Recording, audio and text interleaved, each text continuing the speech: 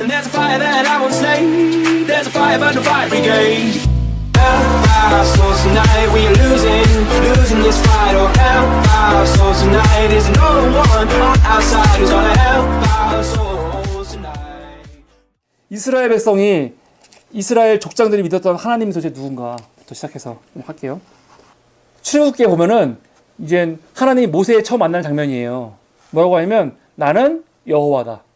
하나님이 처음으로 자기가 누군지를 밝히는 장면이야. 그래서 3절에 뭐라고 되냐면 내가 아브라함과 이삭과 야곱에게는 뭘로 나타났어요? 전능의 하나님.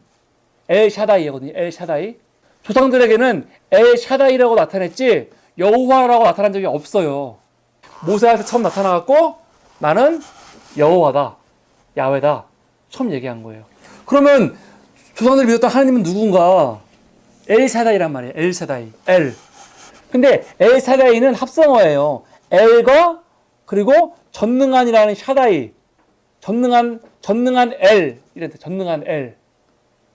근데 이런 식으로 표현이 되게 많아요. 창세기 1장 1절. 하나님이 태초에 천지 창조하신다 할 때 하나님은 엘로힘이죠. 엘로힘. 엘의 복수. 엘로힘.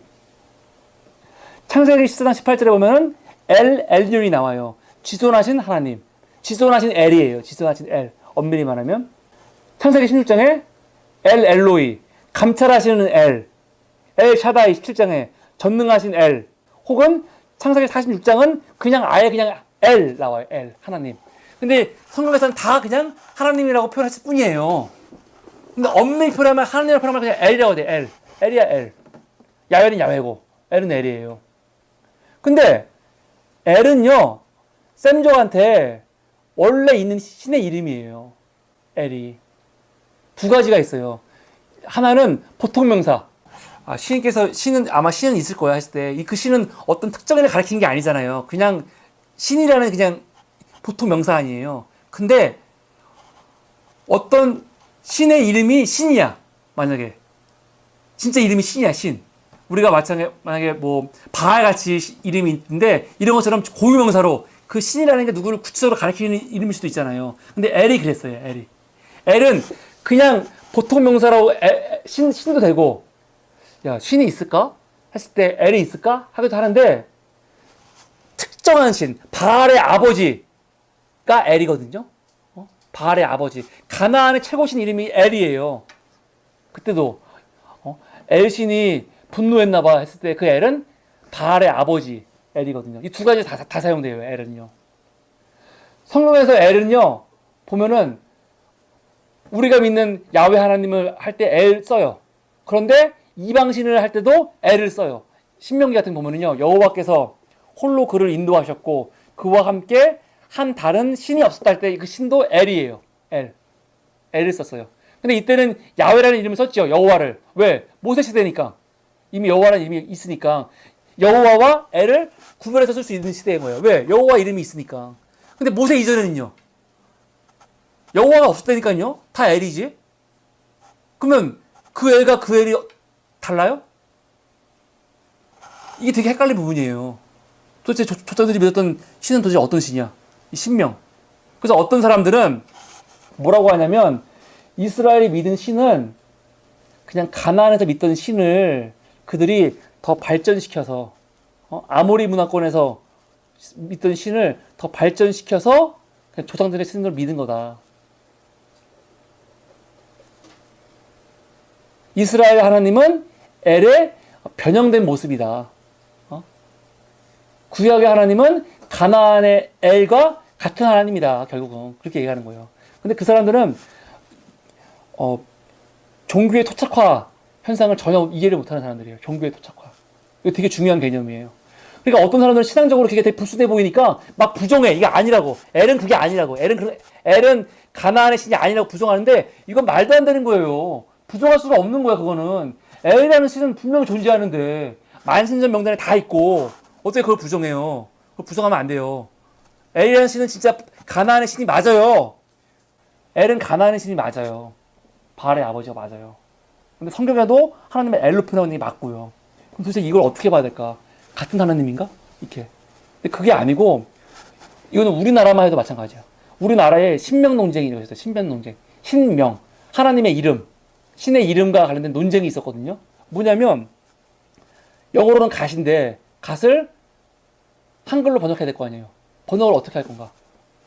근데 이거는 이미 중국에서도 문제가 있었어요. 하나님을 갓을 어떻게 할 건가? 그래서 갓을 신이라고 번역할 건지 아니면 상제라고 번역할 건지 막 이런 논쟁이 있었거든요. 결국 중국에서는 상제를 써요. 상제. 그러니까 우리나라에 제일 처음에 성경을 번역한 로스 같은 사람도 그렇고 많은 선교사들이 상제를 따라서 갓을 하느님으로 번역하자 그랬어요. 하느님. 근데 그때는 하느님이건 하나님이건 같은 개념이었어요. 뭐냐면 선교사들이 하느님을 번역할 때 그 하느님은 존재에 없는 하나님이 아니고 한국 사람들이 고대부터 믿어왔던 하느님 신앙이 있거든요. 하느님 신앙.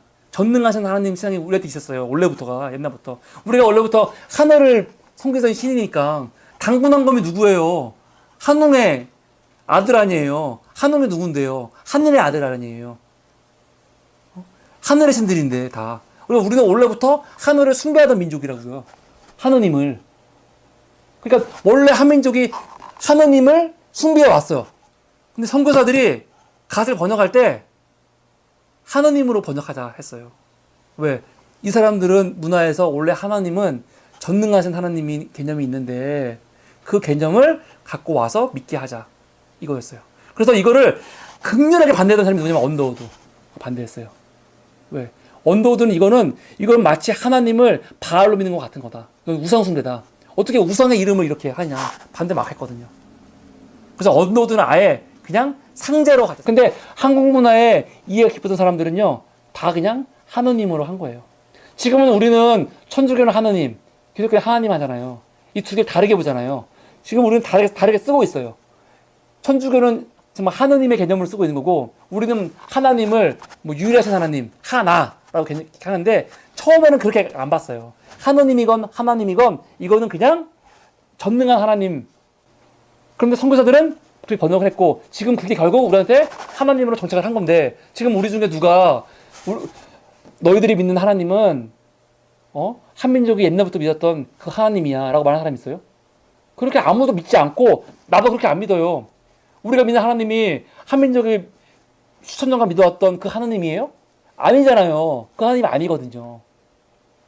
용어를 차용해 온 거죠. 용어를. 이게 포착화예요. 그 문화에 들어가면서 그 문화의 언어와 그 문화의 사람들이 이해할 수 있는 걸로 변형되는 현상이 일어나거든요, 실제로.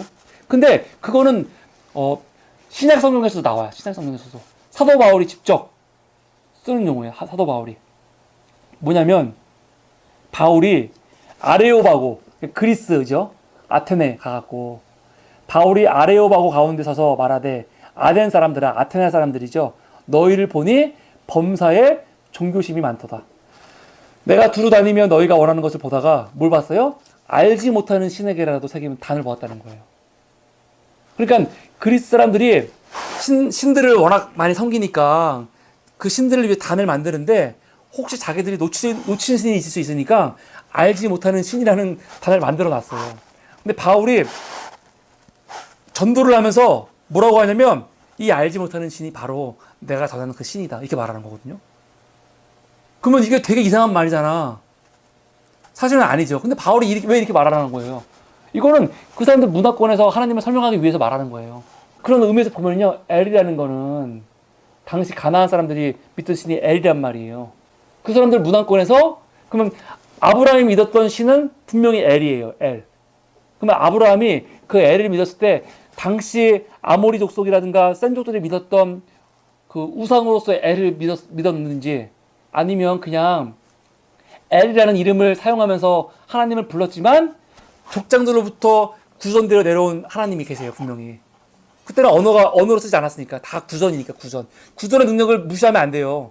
지금은 우리가 되게 무시하는데 문자가 정확하게 확진하기 전까지는 구전은 문자보다 더 확실하게 내려오는 수단이에요. 수단. 그 구전을 통해서 조상들한테 계속 하나님에 대해서 들었을 거 아니에요.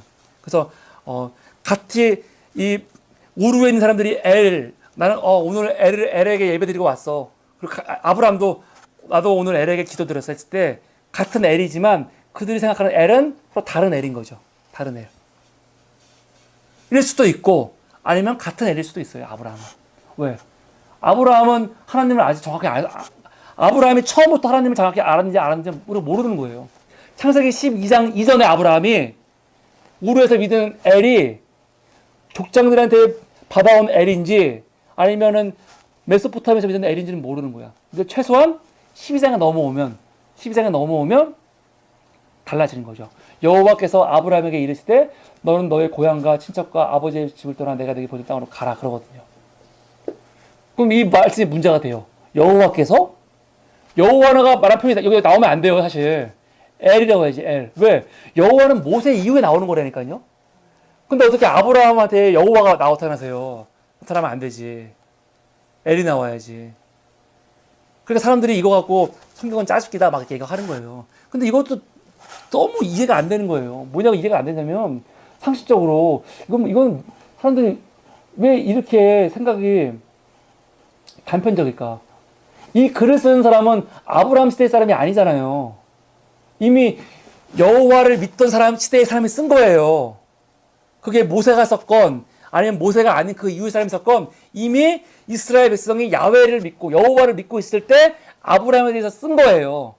그러니까 아브라함이 만난 하나님은 여호와가 아니고 엘이지만 후대 사람들이 여호와께서 아브라함에게 이르시되라고 쓴 거는 이 사람들의 신앙 고백이 있는 거죠. 아브라함이 믿었던 그 하나님은 다른 하나님이 아니고 지금 우리들이 믿고 있는 그 여호와 하나님이다라고 지금 고백이 안에 담겨 있는 거죠. 담겨 있는 거예요. 근데 아브라함은 여호와를 모르지, 물론. 모르지만 최소한 아브라함은 막연하게나마 엘을 알았던 거예요, 엘을. 근데 사실 아브라함이 하나님을 우리만큼 정확하게 알았다고 보면 안 돼요. 아브라함한테 나타난 하나님은 굉장히 계시가 제한되어 있던 하나님이거든요. 그냥 조상들의 하나님. 그러니까 그의 자식들도 계속 무슨 말을 해? 나의 아버지의 하나님, 나의 조상들의 하나님 그러거든요. 그들이 믿었던 하나님은 다 조상들한테 드는 하나님인 것 뿐이야. 막연한 하나님. 근데 그 막연한 하나님이 구체적으로 나는 너희 하나님, 너희 나의 백성 딱 되는 건 모세 시대 때부터예요. 모세 시대. 그러니까 모세가 중요한 거고 출애굽이 중요한 거예요. 시내산이 중요한 거고 십계명이 중요한 거고 그걸 개념으로 하나님과 이스라엘의 관계가 나는 너희 하나님, 너희 백성, 너희는 나의 백성이라고 법적으로 딱 정확해지는 거거든요. 물론 그 전부터 하나님은 이스라엘 하나님으로 존재했잖아요. 하지만 막연하게 존재했어요. 막연하게. 아브라함도 막연하게 조상들의 하나님을 믿었던 거예요. 근데 그 아브라함이 하나님과 십시장에서 언약을 맺는 거죠. 나와 내 언약을 너와 내 자손에 언약을 맺을 거다. 이때 가면은 아브라함은 더 이상 이 엘을 가나안의 엘이나 이거 구별해요. 확실하게. 내 조상의 하나님으로 얘기한다고. 하지만 호칭은 계속 엘로 하는 거예요. 엘로. 그러니까 가나안 사람이 들을 때는 헷갈릴 수 있죠. 헷갈릴 수 있어요. 근데 그게 이 족장들이 살아가는 하나의 문화일 수도 있는 거예요. 굳이 이 사람들이 가나안 문화권에 들어가갖고 나와 너의 신은 달라. 싸울 필요 뭐가 있어요. 그냥 똑같이 엘을 부르지만 서로 그 의미하는 엘은 완전히 다른 거죠. 전승 사학파의 거두인 알트라고 있어요. 알트. 논쟁적인 이야기를 했단 말이에요. 뭐냐면 족장들이 믿는 하나님들은 다 다른 신이라는 거예요. 아브라함이 믿은 신, 이삭이 믿은 신, 야곱이 믿은 신은 다 다른 신들이에요. 아브라함이 믿은 신은 헤브론과 관련이 있는 신이고 이삭이 믿은 신은 브엘세바와 관련된 신, 야곱은 베델과 관련된 신이라는 거죠. 그래서 그 신들의 이름이 다 있어. 아브라함은 마젠, 방패. 아까 창세기 17장 보면은 17장 1절인가 보면은 내가 너의 방패가 되겠다 그러거든요. 그러니까 아브라함이 믿은 신은 그 방패라는 거, 방패. 마젠이라는 이름의 신이고 이삭은 파하드, 경외하는. 야곱은 전능자라는 거죠. 근데 이 신들이 나중에 족장들의 이름과 결합하면서 아브라함의 하나님, 이삭의 하나님, 야곱의 하나님 된다는 거예요. 창세기 보면 나오더라 막 이런 얘기가 아브라함의 하나님, 이삭의 하나님, 야곱의 하나님 이런 말 나오거든요. 그럼 우리는 그거를 그냥 보통 어떻게 봤냐면 그냥 신앙 고백으로 내 조상들이 믿었던 하나님을 말하는 건데 이 사람은 그렇게 안 보고 아브라함의 하나님 할 때 이 아브라함은 다른 하나님, 이삭의 하나님은 다른 하나님, 야곱의 하나님은 또 다른 하나님이라는 거예요. 저는 반은 맞고 반은 틀리다고 생각해요. 반은 맞고 반은 틀리다. 틀린 건 뭐냐? 그 신을 세 명의 다른 신으로 본 거 아니야. 그건 틀린 거죠. 전혀. 왜? 이건 문화 인류학적으로도 말이 안 돼요. 족장 시대 때 이 족장들이 서로 다른 사람이에요? 아브라함과 이삭이 같이 살았어요. 같이 살고 그러다가 어느 순간 분림했지만 야곱과 에서가 따로 살았어요? 같이 살았어요. 시속사회고 족장 시대고 족장의 절대 권위 아래서 같이 사는 거지. 어떻게 같은 족장 계열 안에서 서로 자식들이 다른 신을 섬겨요? 이거는 있을 수 없는 얘기예요. 같은 신을 섬기는 거지. 같은 신을. 조상들이 하나님을 믿지. 지금 같은 현대 시대 때 아버지는 교회 다니세요. 저는 절에 갈 테니까. 이거는 지금 현대인들 우리들이나 하는 행동인 거지. 응? 중세 시대에만 해도 이게 가능했어요? 불가능했는데. 중세 시대가 뭐예요? 얼마 전까지만 해도 사실은 어떻게 부모의 신앙과 자식의 신앙이 달라요. 사실은 지금도 마찬가지. 지금도 목사님들, 장로님들, 목사님 자녀가 자기 마음대로 교회 안 나오고 딴 데 갈 수 있어요? 못 가요. 어떻게 함부로 마음대로 가요? 가만 놔두겠어요? 갈등이 엄청나게 있겠지. 가더라도 엄청난 갈등을 감수하고 가겠죠. 불교 가정인 사람이 어떻게 기독교랑 가는 거 쉽지 않잖아요. 지금도.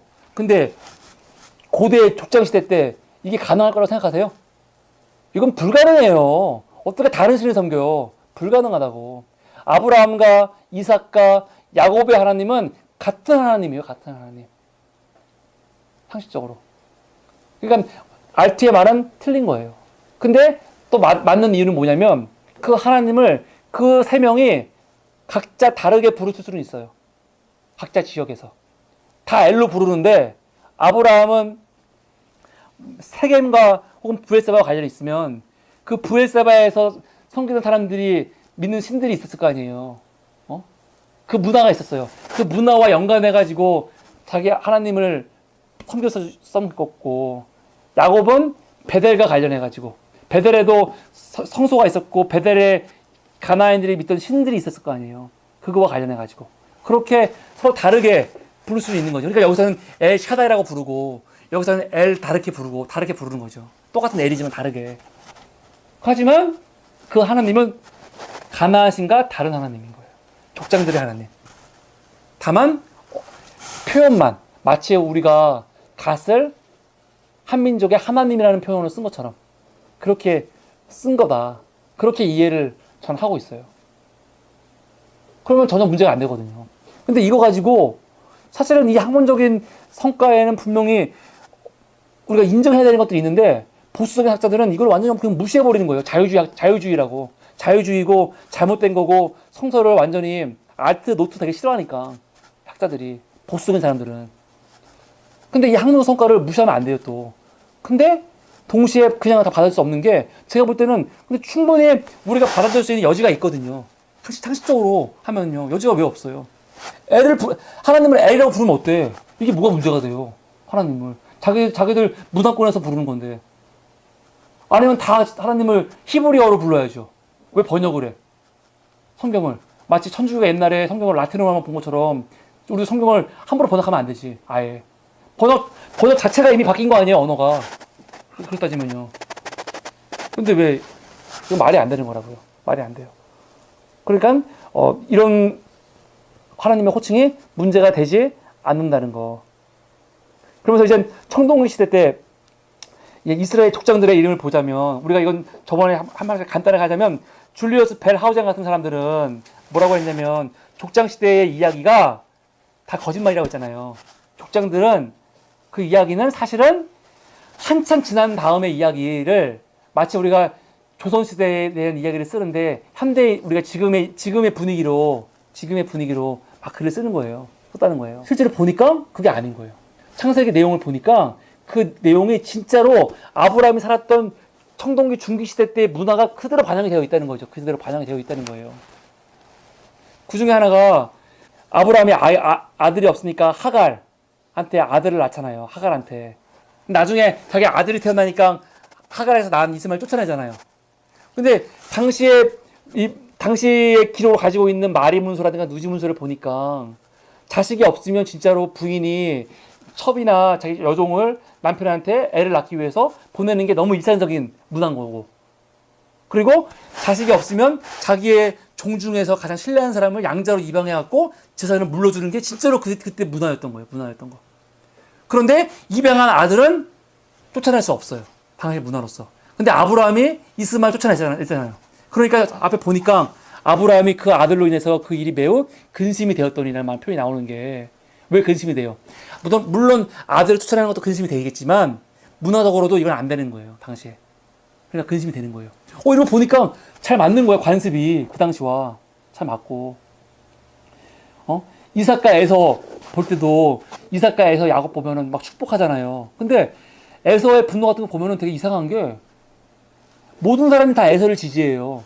그러니까 야곱이 도망가는 거거든요. 멀리까지. 그러면 아버지가 구두로 야곱을 축복하거나 안 축복하는 게 뭐가 중요해. 실제로는 정권은 자기한테 있는데 야곱이 힘이 있었으면 도망가겠어요? 에서가 무서워서? 안 도망가지? 근데 이삭의 아들이 에서고 에서가 후계자라는 거는 그 사람들이 다 알고 있던 거였고 힘도 다 에서가 있었어요. 그러니까 에서가 분노하니까 야곱이 도망간다고요. 20년간. 도망갔다는 건 야곱이 힘이 없다는 거잖아. 그럼 실권이 이미 에서한테 있는데 에서가 왜 이렇게 울면서까지 막 이거 봐요. 소리 높여 우니 마지막에. 아버지 내게도 축복했어 막 그런다고요. 축복하면 뭐가 중요해 그렇게 말로. 그냥 실제로 재산을 내가 가지면 되는 거지. 안 그래요? 근데 당시의 문화를 보니까 구두로 하는 축복이 법적인 효력이 있는 거예요. 법적인 효력이. 되게 중요한 거예요. 되게 중요한 거.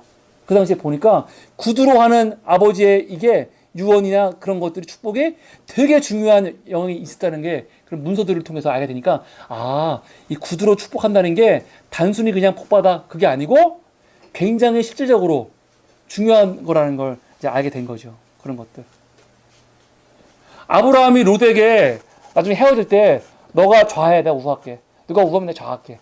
아니 가나안이 다 자기들 땅이야? 마치 이걸 보고 있으면 가나안이 다 지들 땅이야. 그래갖고 너 여기 가질래 여기 가질래. 본인들 정해서 한다니까요. 되게 웃겨요. 가나안에 도시들이 없었겠어요? 뭐가 없었겠어요? 그런데 실제로 중생동 이때를 딱 보니까 아까 말했지만 원래는 가나안은 거의 애굽의 영향 안에 있어야 되거든요. 근데 중간기에 이때는. 중간기니까 가나안에 신경을 못 써요. 애굽이. 메소포타미아 혼란기예요. 혼란기. 가나안 문명 쇠퇴기로서 도시들이 어떤 이유인지 정확히 알 수는 없지만 도시 문명이 다 파괴된 흔적이 있어요. 그 당시에. 그래서 이것 때문에 어떤 사람은 이게 여호수아가 가나안 점령했을 때 그 흔적일 거다라고 하는데 연대가 안 맞아요. 그렇게 하면. 근데 그것도 정확히 알 수가 없죠. 나중에 어떻게 바뀔지 모르지만 하여간 중물청동기 때는 도시 문명이 다 파괴돼가지고 거의 뭐 아브라함이 진짜 이렇게 여기 내가 가지 너가 가져 해도 될 정도로. 다만 이 롯이 선택한 사해 쪽에는 실제로 이 소돔왕, 고모라왕 이런 왕들이 있었단 말이에요. 근데 이 왕들이 실제로 그 당시 있었다는 게 문서에 나온단 말이에요. 에불라라는 나라에서 만든 그런 상업 문서에 보니까 여기 왕들과 상업적으로 막 거래를 했단 말이야. 근데 딱 그 시대예요. 근데 명단까지 성경하고 똑같아. 성경에 보면은 뭐 제일 처음에 소돔왕, 고모라왕 이미 이 순서가 나온단 말이야. 이름이 나오고 왕 이름이. 그 명단이 그대로 에불라 문서에 나오는 거예요. 그대로. 그러니까 진짜 존재했구나. 그런 걸 알 수 있는 거죠. 그런 거. 그래서 에불라를 보면서 이 에불라 문서가 그냥 두 가지가 있어요. 하나는 이 창세기 14장인가 13장에 나오는 그 메소포타미아 다섯왕과 전쟁하는 거 이 기록이 진짜로 있었던 왕들의 이름이구나. 이거와 함께 또 하나. 원래 모든 학자들이 아까 말했지만 청동기 중기 때는 메소포타미아가 완전히 쇠락해가잖아요. 완전히 원시시대 같이 다 망가졌단 말이야. 근데 에불라라는 엄청난 나라가 발견이 된 거예요. 아무도 몰랐는데. 그러면 과연 가나안이 그렇게 문명 쇠퇴기였을까? 이거에 대해서 의문이 드는 거죠. 두 가지 이렇게 왔다 갔다 하면서 아주 정확하게 알 수는 없지만 그런 기록들이 나오는 겁니다. 그러면서 신우의 이야기는 뭐냐면 요셉이 아까 촌리로 있었던 12왕조 있죠. 12왕조. 12왕조 때의 실존 인물이에요. 관리예요. 신우회라는 관리가 있어요. 그 신우회가 겪었던 이야기들, 자서전을 쓴 게 신우회 이야기예요. 그때 제가 소개했던 고대 근동 문학 있죠. 거기에도 안에 있어요. 이건 다음에 오시면 제가 드릴게요. 프린트해서. 한번 읽어보면 재밌어요. 짧아요. 뭐냐면 정치에서 밀려나가지고 본인이 쫓겨나. 그래서 도망가는 거예요. 도망가갖고 온갖 고생하다가 다시 돌아와갖고 이제 다시 이 시선을 회복하는 내용인데 여기 내용 중에 어떤 내용이냐면 이 사람이 사막에서 막 죽을 뻔해. 죽을 뻔할 때 이 사람을 살려준 사람이 누구냐면 유목민인데 그 유목민의 모습이 성경에 나와 있는 아브라함의 모습 있잖아요.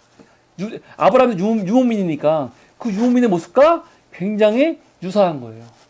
그러니까 이 시대에 진짜로 셈족의 족장들과 같은 유목민들이 존재했구나. 그걸 알 수 있는 게 그 신우의 이야기를 통해서 알 수 있는 거죠. 제가 읽어볼게요. 나는 북쪽으로 발걸음을 옮겼으며 유목민을 몰아내고 사막을 가로지르는 자들을 짓밟기 위해 세운 통치자의 성벽에 도착하였다. 도망가고 있는 거예요, 지금요. 나는 성벽 위에서 주간 불침범을 서고 있던 보초병들이 두려워 덤불 속에 웅크린 자세로 숨어 있었다. 날이 어두워지자 나는 움직였으며 새벽녘에 페트니로 도착하였고 캠페르 섬에 안착하였다. 그렇지만 심한 갈증이 찾아오는 바람에 내 목은 바싹 타 들어갔다. 이게 바로 죽음의 마취로구나 라고 말했다. 그러나 나는 용기를 내어 정신을 차렸고 그 후 얼마 안 되어 소떼의 울음소리를 들었으며 일부 유목민들을 발견했다. 이집트에 머문 적이 있던 그들의 지도자는 나를 알아보았다. 그는 나에게 물을 주었으며 내가 그와 함께 그의 가족들에게 가자 그는 나를 위해 우유를 끓여 주었다. 그들은 나를 환대하였다. 그러니까 유목민들은 환대하는 게 있는 거죠. 아브라함이 천사들을 환대했잖아요. 이런 환대하는 모습이 그때 뭐 줬어요? 우유 줬어요. 우유 끓여갖고. 이런 모습들. 그리고 또 이 사람이 뭐 하냐면 족장을 보고 저 사람들은 내가 이집트에서 봤던 족장이라는 거 아니에요. 그러니까 셈족들이 이미 이집트를 자유롭게 왔다 갔다 하고 있던 모습이 담겨 있는 거예요. 마치 아브라함이 이집트 내려갔다가 사라 누이라고 속였던 것처럼 이집트 왔다 갔다 하잖아요. 이런 게 이 안에 옛날 문헌 기록들의 파편에서 우리가 확인할 수 있는 거죠.